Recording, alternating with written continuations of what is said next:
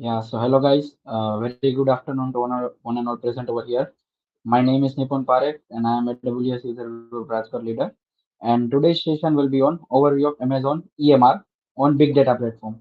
And our speaker will be Anand Jha, who is currently working as a solution architect at Quantify. So without wasting much time, let's onboard him. Let's call him. Yeah. So hi Anand, you are live now. So, guys, I'm handovering this session to the Anand. So, over to you, Anand. Yeah, hello Nipun. Just let me know once my screen is visible, okay?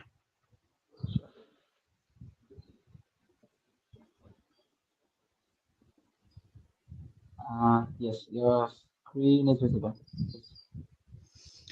Yeah, yeah, hello all. My name is Anand Shah. I'm working as a associate solution architect for Quantify, primarily looking into big data and warehousing things on AWS. This session is with regards to overview of Amazon EMR. So let's get started. Yeah. Oops. Yeah. So just a second.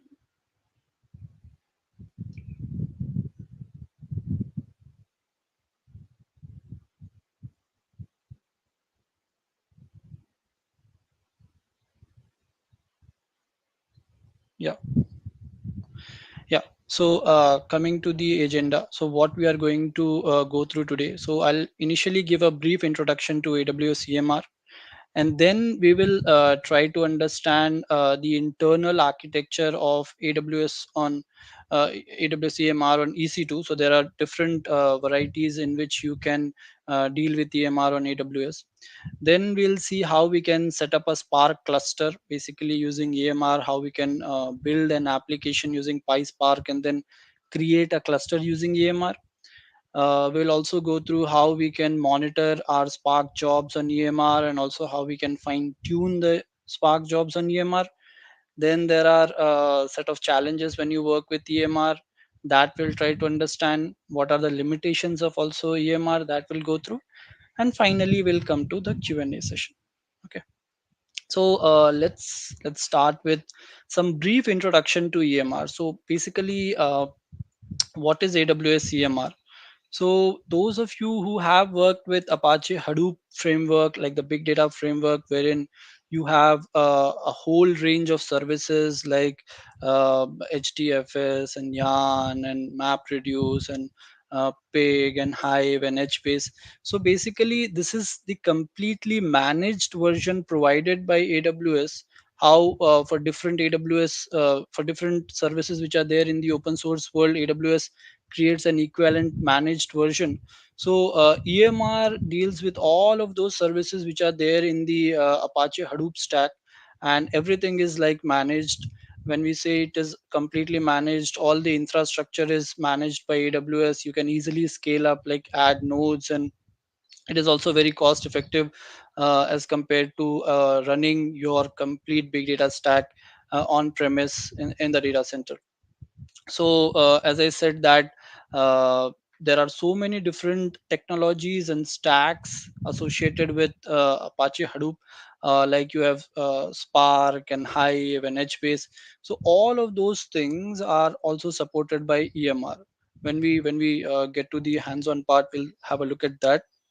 Also Presto, which is a very popular SQL query engine, where actually EMR can be used. EMR, since it is like the managed version of Hadoop, so many things which you can do with Hadoop, you can also do with EMR as well. You can build your batch pipelines like daily jobs or hourly jobs or monthly jobs. You can also build your streaming pipelines. As you can see that Flink is supported by EMR. So if you want to build streaming pipelines or even micro batch pipelines that you want to build, you can do that using EMR. You can use it for doing data analytics. You can use it for your ML purposes. You can also use technologies like Hive to run your open source warehouse on AWS. So there are completely different variety of things which you can do very very easily using AWS EMR. The best thing about again any AWS service is that it is integrated with so many other different AWS services, which helps us to leverage the entire AWS ecosystem. So like you have its integration with IAM, which helps you to fine grain your access to the cluster and what it can write to other services, and how it can read from different services. It has access, it has integration with CloudWatch. So CloudWatch Matrix to monitor your EMR services, you can easily track that. It has integration with Redshift. So if you are familiar with Redshift and you know the concept of copy command, you want to run a copy command from HDFS into your Redshift tables, you can do that. It is integrated with the orchestration tools which are there in AWS, like step functions and Amazon managed Airflow. There is also this lake formation service. So if through your EMR notebook you want to restrict access to the data in your data lake, you can do that as well. So many different AWS services are there which are integrated with this AWS EMR, and that helps you really well when you are looking to build an E2E architecture, an end-to-end data pipeline. Along with that, the best thing about AWS EMR is that it comes with a range of different tools and IDEs like EMR Studio and then EMR notebooks, using which, so these are using Jupyter notebooks in the background. So uh, the same experience, if you are a data scientist and you have been working with, let's say, Jupyter notebooks, and now you want to do some analysis of your data which is there in S3, and you want to leverage GMR for doing that, then very well built IDE which are there, that experience you can get easily with AWS EMR when you go to the EMR console. Then uh, coming to the different varieties, as I mentioned at the beginning, how you can deal with EMR in the AWS environment. So there are so many different flavors. As of today, there are four. In this session, we are primarily going to focus on EC2, but in addition to that, you also have EMR running on EKS, which is like you can use the Kubernetes in the background to run your EMR cluster. Or also, if you have your data workload in your data centers and you want to take the power of EMR to that, you can use Amazon Outpost. And then very recently, the serverless version, the much awaited one, has also been launched. So actually there are now four different flavors in which you can deal with EMR on AWS in this session, but we are going to primarily focus on Amazon EMR on EC2. Okay. So as I was telling you that EMR basically gives you the option to deal with most of the services which are there in the Apache Hadoop stack, as you can see. So when you try to create a cluster, you get an option like this, wherein from where you can select almost anything that you want. You can select Hadoop, Hive, Scoop, Oozie, HBase, Spark, Flink, Pig, Phoenix, Edge Catalog. So many different things are there which you would find, and all of these you can select, and then you can build your data pipeline. And coming to this thing, how like different flavors are there for running your EMR clusters. You can see that you have EC2, and then Amazon EKS, Outpost, and then the serverless version which was made completely available. And you can see that it is integrated with uh, so many different other services like Amazon Airflow, the Amazon MWAA, and AWS Step Function. Then you can use SageMaker Studio and EMR Studio, as I said. You can use these services to deal with the data that you have using the power of EMR. Okay, so now let's get into details of Amazon EMR on EC2, the cluster based architecture that EMR has. if you if you try to understand the internals of EMR, how it is, like it is nothing but uh, an implementation of distributed computing. Those of you who are familiar with distributed computing, like you have a collection of machines. Each machine has its own memory and its own storage, and whatever then you want to process, let's say you have a big file, that file is broken down into pieces, and each of those pieces is operated on separately, and then ultimately that all of that is abstracted. And so if you want to process a lot of data, that is how you can do it quickly, because all of them are operating independently. And in case of EMR, and if you take the example of a framework like Spark, even if there are any issues and there are failures, then that is handled automatically. So if you try to have a look at the internal details, then it is a cluster based architecture, and each one of the machines inside that cluster is known as a node. And in case of EC2, all the machines are like virtual Linux server. Okay, those are the machines having the Linux AMI. Then if you try to further classify the types of nodes that are there in AWS EMR specifically, then on the very lines of Hadoop, name node and data node, you have these node types known as master, core, and then there is one more node, that is task node. So master node is similar to the name node over there in Hadoop stack, which basically deals with the resource manager, and which checks the health of your cluster and does all the coordination between the different workers or the slave nodes which are there in your cluster. And then the core nodes are the ones on which the data node daemons run, and you can also store data over there. So basically the core nodes are nothing but, if let's say you are trying to run a Spark job and you have your executors, then executors are the ones which run on the core nodes. And then the task nodes are one where you can't save any data like you can do on core node, but just the processing part is handled by the task node. Now coming to this different type of EMR instances. So since, as I said, that EMR instances are nothing but your EC2 instances in the background. So there are so many different types of EC2 instances which are supported by EMR. Primarily, we have the R type instance. The R type instance are nothing but the ones which you would like to use if you are dealing with memory intensive jobs, like let's say if you're trying to run a Spark job, and you are trying to cache a lot of data, you are trying to perform a lot of shuffles and joins, then you would like to go for an R type cluster. If it is a compute intensive cluster, then you have C type instances. So compute intensive, if let's say you are trying to run some ML model and there are a lot of mathematical calculations in that, then the recommendation is that you go for the C type instance. And in between of both of these, the R type and C type, comes the M type instance. So if I click on this link and we try to have a look at the pricing part of all of this. Okay, so as I said that we have the general purpose, the M type of instances.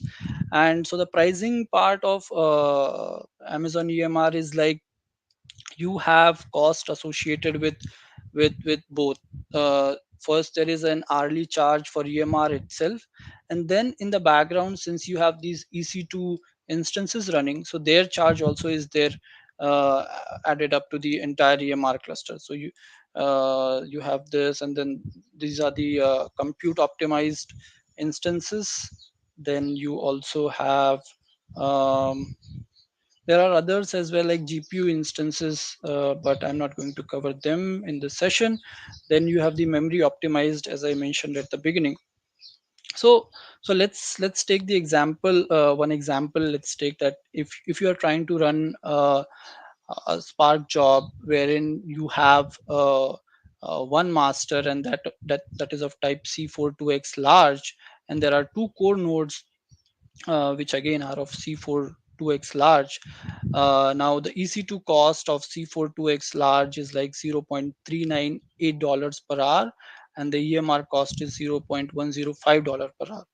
Now, if you are trying to run this cluster for an entire month, if you have like a persistent cluster, which I will come to shortly, and if that cluster is running for all the 24 hours for 30 days, then how its cost would come up is that for the master node, you will have that one instance rate multiplied by the value which is over here, and then multiplied by 730 hours. Like 730 hours are there in a month, so $76.65, and then the EC2 cost would be this.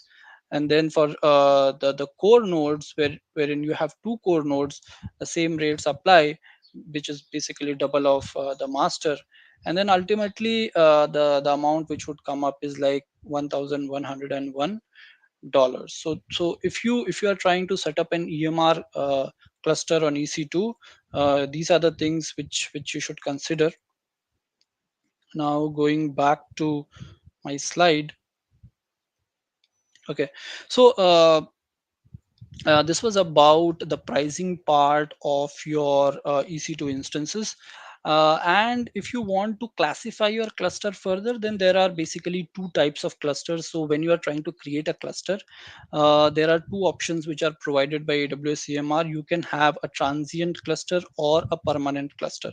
A transient cluster is basically one in which once your job completes, whether all the steps complete or fail, then that cluster itself terminates. And a permanent cluster is one wherein once your step completes, still it keeps on running in the background, and once another step is added, again the cluster is like into the running mode. So this is one of the most important things, that how do you decide that what type of cluster you should choose, whether you should go for long running or permanent cluster, or whether you should go for transient or uh, uh, short running this. So okay, so long running clusters basically, or permanent clusters or persistent clusters are one wherein you have basically short running jobs, and transient clusters are the short running clusters which are basically there for long running things, or they are job scoped.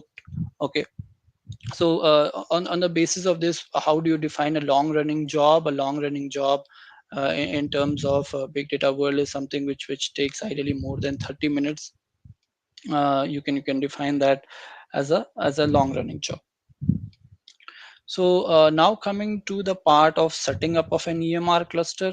So whenever you try to create an EMR cluster, there are three things which like AWS itself recommends, that you should first plan and configure, and then manage, and then once your like EMR job completes, then comes up, of course, the cleanup part.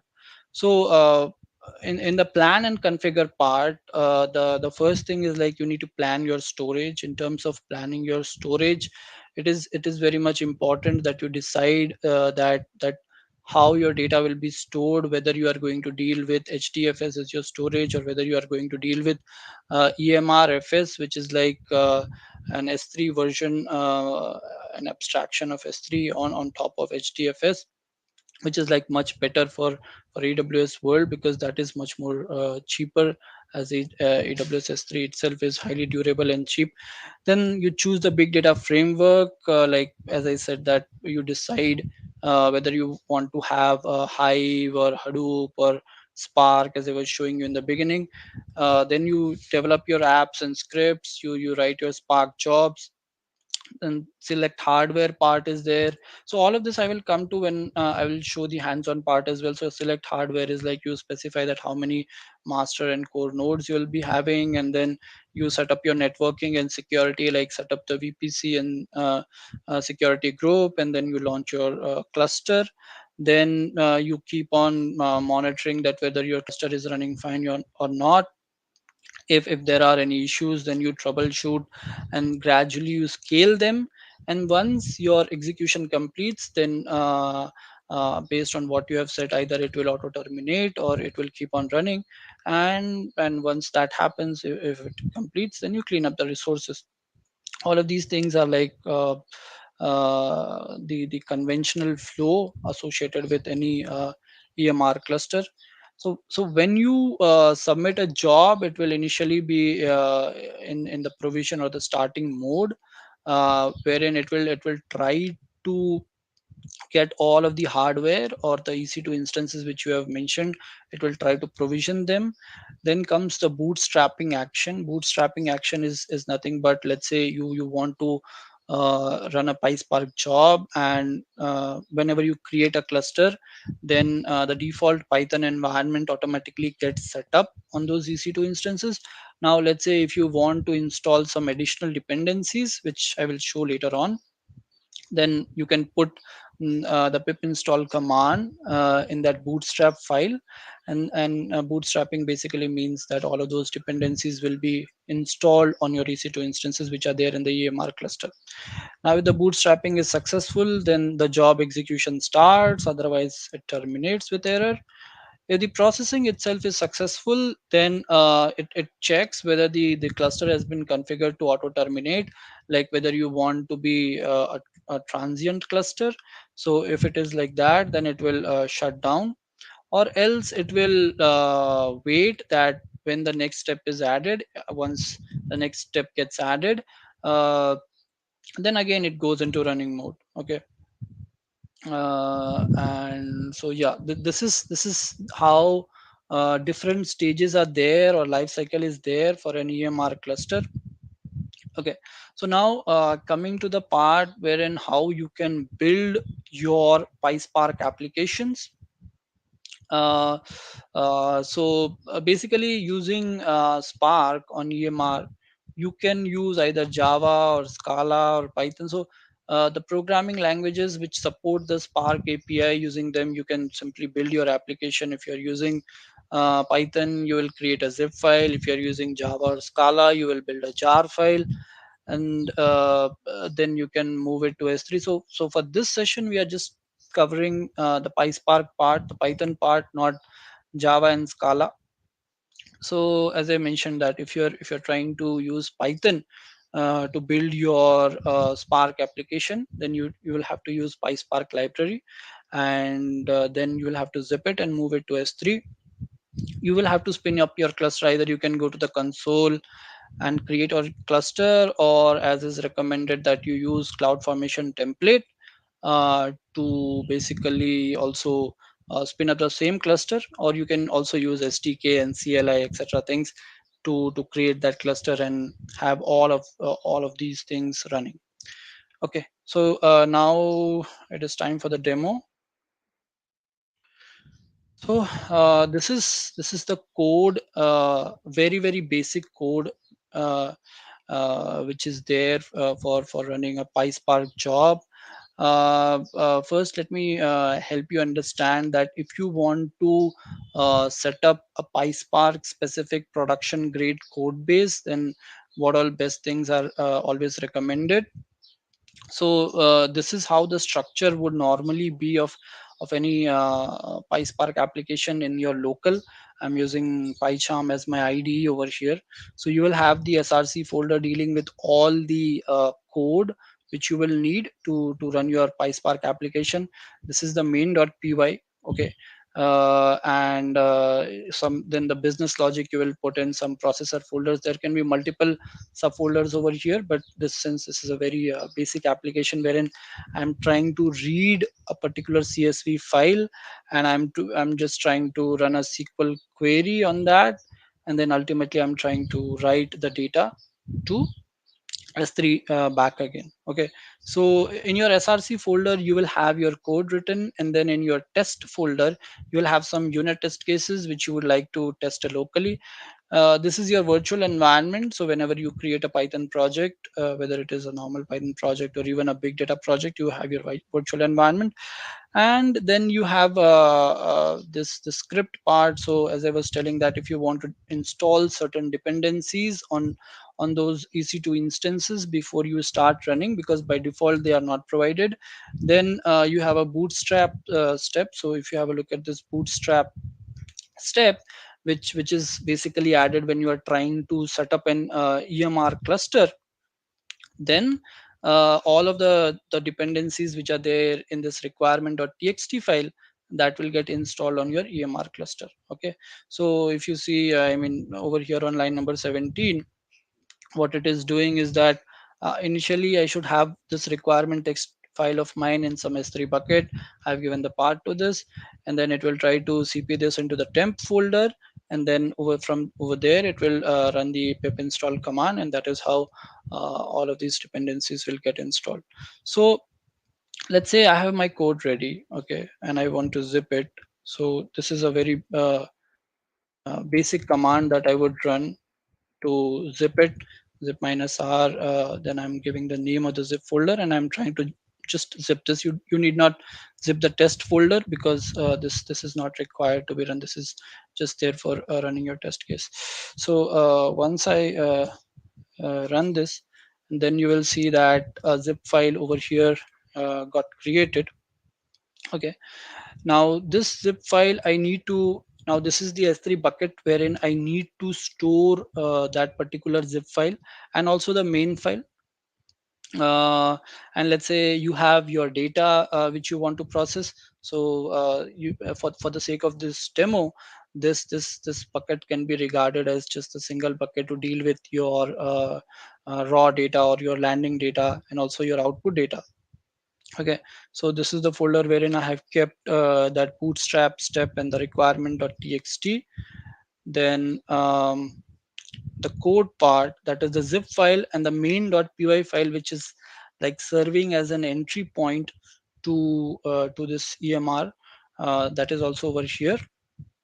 Then you have this data folder. So uh, this is the input file. Okay, and then if I go over here, then this is the log folder. So whenever a Spark job runs, it basically also generates logs, application specific logs, and the cluster specific logs, and those logs are added by the Spark job itself. You just need to give the path of this thing when you try to create a cluster. Okay, so let's now go and try to create a cluster. This is the uh, AWS EMR console you will see when you come over here.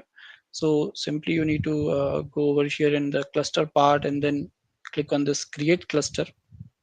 Over here you will have to give some cluster name, and then the S3 folder, the logging folder which I was just trying to show you, and then the launch mode, basically in which mode you want to run it. The recommendation is that you should keep it cluster. And then this is the version which you need to specify, on the basis of which all the different other framework version also gets decided. So if I just give the latest version, you saw that all these versions also changed. Okay, so I mean, this is the quick start option. Normally how we do it is we go over here, and this is the advanced option, and you can see, as I was showing you in one of my earlier parts, that you need to specify which all services or which all frameworks you want. Then you need to specify the hardware setting and then the security setting. So this is what it is all about. So in my application, I want Hadoop, I don't want Hive, I am doing nothing with Hive, I don't want Hue also, I want Spark. And let's say I want to monitor ultimately how my job runs, so I have selected Ganglia, and all the other things I don't want. This part is then critical, wherein if you want to give some default setting to your Spark job, like how many code should be there for the executor, and then how much memory should be there, those all things you can specify over here. You can also load it from some default config parameter file by giving the path to that. Okay, so and this is where you decide whether your Spark cluster should be a permanent one or a transient one. So If you like make it enter waiting state, then it will not be a transient one, it will become a permanent one, wherein after one other step ends, it will keep on waiting for the next step to get added. And if you give the option like cluster auto terminate, then basically once all your steps complete, then your cluster also can terminate. So I am trying to create a Spark application, so I will give this option. And this option is also like very important, wherein if you want to run multiple steps within a Spark cluster at a time, so the limit for this is like 256. This is something which you can set. So if you have, let's say, a long running cluster, then normally this is something which is kept high, because you will have different spark steps coming in and running. So this is something which you need to decide and set properly to make sure that your cluster can be optimized, optimally used basically. And so once you select this Spark application, then this is where you need to specify certain things. So as I said that there are mm, normally the deploy mode is recommended to be cluster. So cluster and client are two different deployment modes in Spark. If it is, if it is cluster mode, then driver is something which runs on one of your worker nodes, and if it is client, then your driver runs on your master node. So I'm not going to into much depth of Spark, as this session is focused purely on EMR and how to deal with Spark using EMR. So I hope you guys like are aware of what is a driver and executor and those concepts in Spark. And so if I want to execute that zip file, then in the Spark submit option, I need to basically give the path to my zip file, which I will like select and put over here. And the application location is basically the path to my main file. So my main file is over here. I will select this. And then in the argument, so in case of this application, in the argument part, since I need to tell it, so if you have a look at the code over here,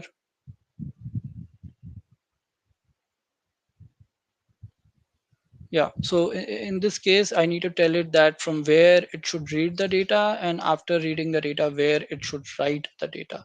Okay. So if I have to tell it this, then basically these parameters I need to set it over here, or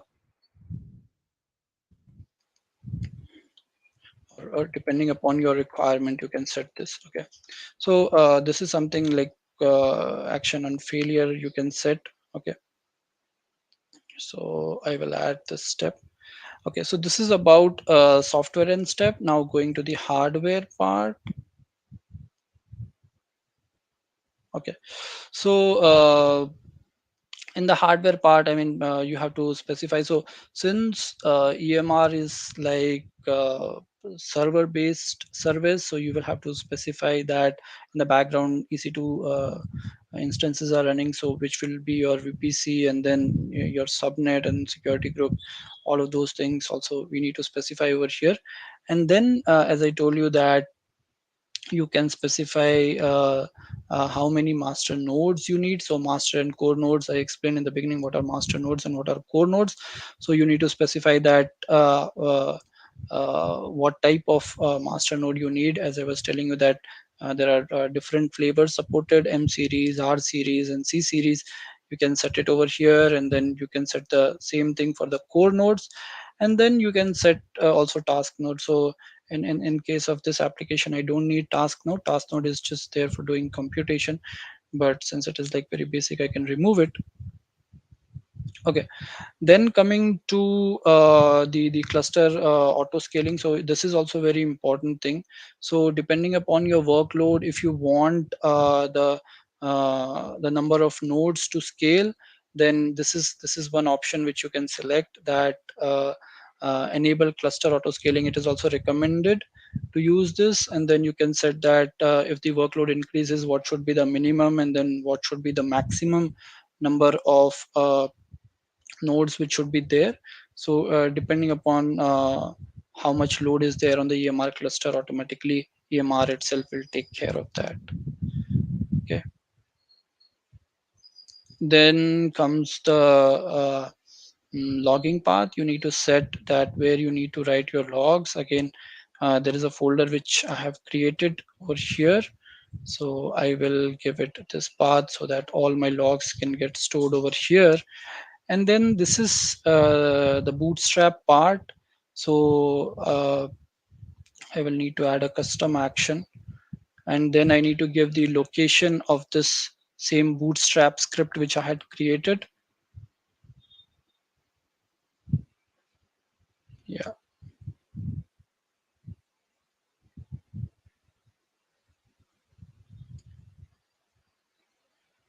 next. Yeah, so over here you can see that you can give your security configuration in the EC2 security groups also. So associated with every EMR job, you have the master and the core nodes, and you need to attach the security group. So basically, how this helps is that if you want to SSH into your nodes, then you should have knowledge about your security group, because ultimately, let's say from my local machine I want to SSH into one of my master or worker nodes, so I should know that which is the security group, so that I can go over there and I can change the ingress rules to allow traffic from my personal IP over there. Okay. So for that, now you need to first create a key pair also by going onto the EC2 console. This is one which I have already created. You can set all of those things, and then if you try to click over here, and basically your cluster will start getting created, and then it will go through the same flow that I showed in that slide, that it will be in the starting state, and then it will be in the bootstrapping state, it will be then in the running state, and then if it completes, then it will terminate. Okay. This is one cluster like which I already ran. Okay.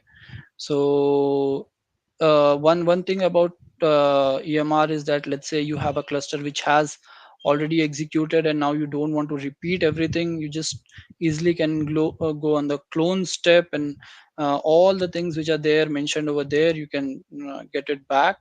You can simply go and just once check it. You need not set everything back again.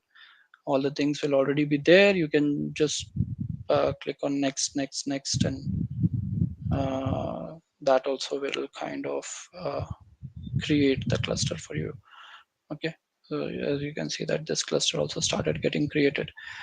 And if you are dealing again with not a transient cluster, but rather a persistent cluster, a long running cluster, then you can simply go to any of these steps, and you can clone that step as well. Okay.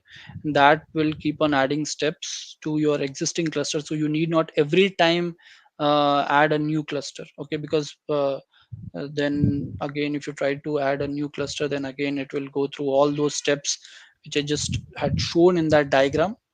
uh, this diagram basically. Okay. So otherwise, once the launch and the bootstrapping has happened, then every time it won't happen. So this is how basically you can create your application quickly, write your code, and you can set all of these parameters and configurations over here on the EMR console, and you can have your cluster running in minutes. Okay. This is how easy it is to leverage the power of AWS to spin up your instances and have your job running. Okay. So now I'll again go back to the slide. Okay. So coming to monitoring of your EMR jobs, one of the most important things is like, how do you monitor how your jobs are performing? So there are few things using which you can track the performance of your jobs. uh, if you go to your again, back to the EMR console. Okay. And so over here you can see this option. Okay, if I click on this, it will take some time, but all the details regarding the execution of your job. So the first option is that Spark itself provides the UI to track the history of your jobs, like how many records were there, how many jobs and stages and tasks were there, those all things. Okay, now again going back, then as I showed you that, let me go back. So your application logs are written to S3, that folder which I showed you.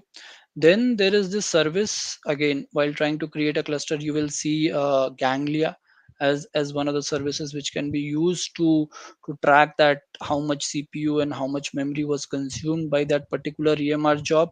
So you need to again SSH into the master node, and then the master nodes have those web applications which you can access. So using the DNS of the public node, you can easily access the endpoint for Ganglia, which will help you to understand that uh, how much CPU was consumed, or how much uh, memory was consumed, like those things. If you again go back to the EMR console, and so these steps basically you can follow to understand that how you can actually connect to those EC2 instances to track all of those things. And then you also have CloudWatch matrix. So all the AWS services are connected to CloudWatch. These are not, however, the application logs, mind you. These are the performance matrix with regards to the cluster itself. So from your application, if you want to write some logs and build some visualization on top of that, so that actually is not directly supported by Spark, yeah, EMR. Okay, for that I will come to that also in a minute. Okay, now let's go to the section that how, using what all steps you can fine tune your Spark jobs on EMR. There are so many different things, but I'm going to cover only a limited number of things for the sake of this session. Okay, so the first thing is that the recommendation even from the AWS team is that you should try to be as close as possible to the latest version of EMR. So the latest version of EMR as of now is 6.6.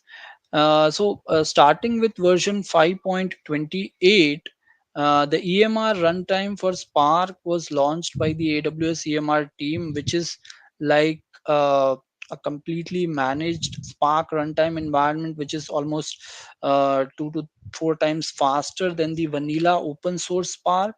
So using the TPCDS tests, the AWS EMR team was able to prove TPCDS, by the way, is the industry standard test for testing SQL specific things. So they were able to prove that EMR Spark clusters are like 2 to 3 times faster than the equivalent open source Spark version. So that is one recommendation which even the AWS EMR team always makes, that you should try to use the latest version, because they keep on providing a lot of optimizations to their managed EMR runtime. And if we are trying to build applications on top of that, then we can leverage that. Then the second point is that there are basically two types of instances. Again, there are so many different classifications of instance based on the type, that whether it is compute optimized and whether it is memory optimized. And one more classification is whether it is on demand or spot. So spot instances are like these are the ones which are available from the stock of AWS, which you can get at very low prices. But the downside, of course, is that it can also be taken away at any time. So if you want, if the preference is that your Spark on EMR should be cost effective rather than being a very mission critical thing, then the recommendation is that you can go for spot instance. So I will cover a slide wherein we'll see that where we should use on demand and spot, and you have three different types of nodes also. So whether you should be using on demand or spot, and then you need to decide whether your instances should be compute optimized or memory optimized. That thing I mentioned, that if your workload is dealing with heavy data frame operations like caching and persisting, and too many joins are there, you need to go with uh, an R type series which is memory optimized. And if it is like a machine learning thing which where there will be a lot of computations, then you should go with C type series. Then it is also about wisely setting the Spark config parameters. These are nothing but how many cores will be there, and how many number of executors will be there, and how much memory will be there for each executor. Those things I will cover that shortly. And then you should also use auto scaling, which I showed when I was showing that on the AWS console. Let's get into the depth of this thing, like how wisely you should ideally set the Spark config parameters. And let's try to cover that through a use case. So um, this is an example wherein you have one master node, and the type of that node is R512X large. Okay. Now each node has like 48 vCPUs and 384 GB of RAM.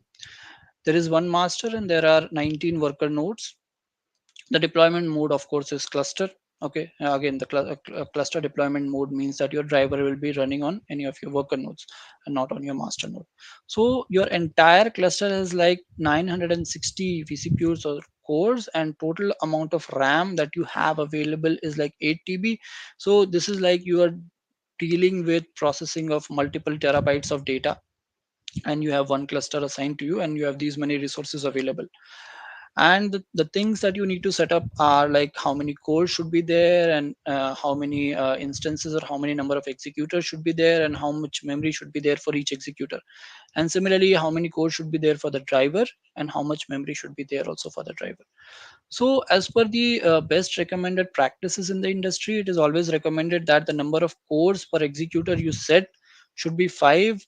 This recommendation is based on the fact that if the number is too less, that will automatically mean that you will have a lot of more number of executors, which will lead to too much IO, which will definitely impact the processing time of the job. And if this number is too high, then it will mean that the number of executors will be low, and therefore you will not be able to take advantage of parallelism associated with Spark. So it is neither recommended to keep it to a low number like 1 or 2, or neither recommended to be kept to a very high number, even though you can see that with one node you have 48 vCPUs available. Okay. So mm so with regards to the number of cores per executor, you should always set it to 5. Okay. Now coming to executor instance, or the total number of executors for the job. This thing should be set if the Spark dynamic allocation enabled is not set to true. Okay. So if it is set to true, then automatically you will have to also set these things, that is Spark dynamic allocation initial executor, min executor, and max executor. So these things are normally set after doing a lot of trial and error, and if they are not set perfectly, then even though the resources are there, they are like not utilized. So if you have to now set this, if you are setting this to false, okay, then how you do it is that let's say you have one node wherein you have 48 cores. For each node, you subtract one, or you reserve it for the Hadoop daemons which are running in the background. Okay. We have decided that total number of cores per executor will be like 5. So going by this formula, 48 minus 1, that is the total number of cores per node minus 1 and divide by the total number of cores which should be there for executor. The rounded up number is 9. Okay, so for each machine or each node, now I have 9 executors, and that basically means that if I have 19 workers, then 19 into 9 is equal to 171, and this you have to subtract minus 1. So since your cluster is running in the cluster mode, that is the deployment mode is cluster, so one executor should be reserved for the driver. Okay, so that basically gives you this number. The executor instances should be 170. Coming to the memory per executor, again over here also you will have to reserve 1 GB per node for the Hadoop daemons. So if let's say your one machine has 384 GB of RAM associated with it, then you subtract one from that, and now we have calculated that per node will be having 9 executors. If you divide that, this gives you the rounded up number of 42. Then what the other recommendation is there from Spark team is that associated with every this, you also have some yarn overhead. Yarn is nothing but the resource manager. So that takes away 10% of your executor memory, which basically is like rounded up number of 42 is like 5. So ultimately, if you try to calculate this optimized number, which is the recommendation for your Spark jobs, then you will see that the total number of cores per executor will be 5, total number of executor instances will be 170, and total memory per executor will be like 37 G. And the recommendation is that in most of the cases, your driver core should be equal to the executor core. And also, since the type of node is over here same, okay, both are like R512X large, so you keep the driver core also 5, and you keep the driver memory also as 37 G. Okay, so this is one thing which is like very important when you are trying to run your Spark jobs on EMR. So I will again go back to the slide. Yeah, so now coming to this part which I mentioned, that how do you decide whether to go with on-demand node or whether to go with spot node. So this first column is very important. You need to decide that whether your applications will be like long-running cluster and jobs which will be dealing with data warehouses, or whether they are more like cost-driven, where you need to be highly cost-effective, or they are highly data critical, or you are just doing some application testing. So if it is like long running, then the recommendation always is that your master node should be on demand. So the as I told you, that the issue with spot instances is that it can be taken away anytime. Now if that happens in case of master node, then your application will terminate. If that happens with your core nodes, where your data is getting stored, that might get lost. But if it is happening in terms of your task node, then internally EMR will manage that for you, but you will have few minor issues. So that is like bearable. In that scenario, what is recommended is that if you are like long running, if you have long running clusters, then for master node, on demand is very good. Core node, you can have on demand, or a mixture of different instance fleet. Instance fleet is like you can have a combination of different EC2 types, and task node also you can have spot or instance fleet mix. Okay, if it is cost driven, then you can easily go with all spot. You need not worry about even your the job terminating. It has to be highly cost effective. If it is again data critical, almost the same as that of long running cluster. And if it is like just for testing, again you need not worry about your master node also getting lost, so you can have your spot instances running very easily. So okay. Okay, so now coming to the final part of what all challenges and limitations are there as such, which I have observed with regards to EMR. So one of the challenges is that you can have maximum 256 steps. So as I showed you, that you can easily clone any of the existing step. you can have a maximum of 256 steps associated with any cluster. So you can submit, but at a time not more than 256 can be in running state. Then, as I was mentioning, that while you do have integration of CloudWatch with your EMR jobs, but those are more specific to the cluster health related metrics and not your custom logs. So if you have to integrate your application logs by means of application logs, I mean that if you have a logger in your Spark code and you want to push that log to CloudWatch, then you cannot directly send it. You will have to integrate it with some CloudWatch agent, which you need to again put that as part of your bootstrap process, which will set up that CloudWatch agent on your EC2s. Then you also have the EC2 service quota. So let's say if you want to create a cluster with 60 on-demand nodes, but you have already your EC2 quotas defined on your for your particular account, then you will have to go and fill up that form and raise a request for that quota to be upgraded. So this is also one limitation, like you cannot just blindly go and said that I need these many number of nodes for my cluster and that will automatically get provision. You are bounded by this limitation.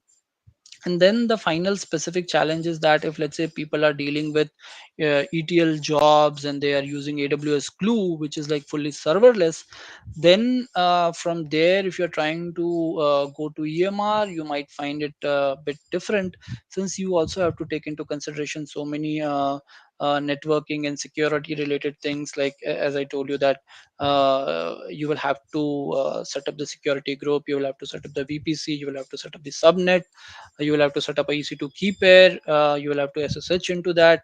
So and then you will have to take care of which type of node I need and which type of EC2 should be there, as compared to if you compare that with Glue, you have these TPUs and you need not worry much about the infrastructure underneath.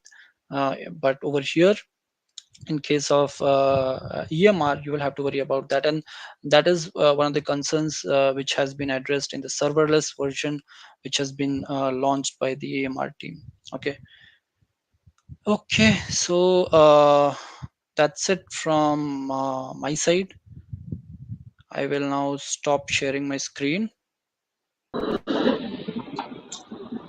Yeah, it's time for the question and answer. I can see few of the questions are there.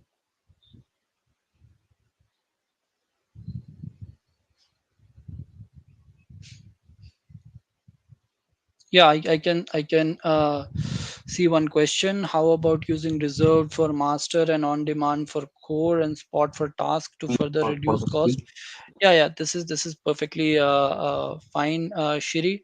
So normally for task, it is always recommended that you use spot instances. So definitely you can go with this.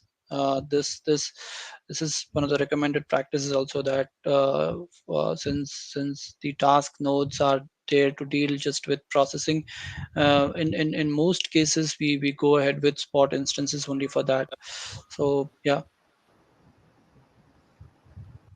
I hope you answered this three question.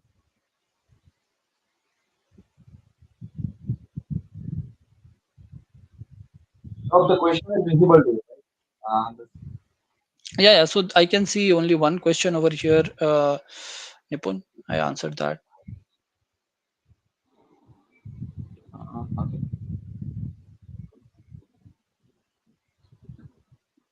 Now, so there's one more question from others.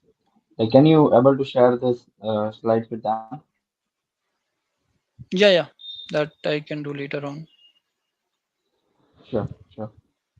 So as I can see, this was the questions, and one thanks now for that. And yeah, so I guess we are good to close the session. So thank you, Anand, for this informative session, and thank you for your time. It was a real informative session for us. And yeah, once again, thanks a lot. Yeah, thank you. Yeah. Yeah. Thank you guys. Have a nice day. Bye. Bye, Bye. Anand.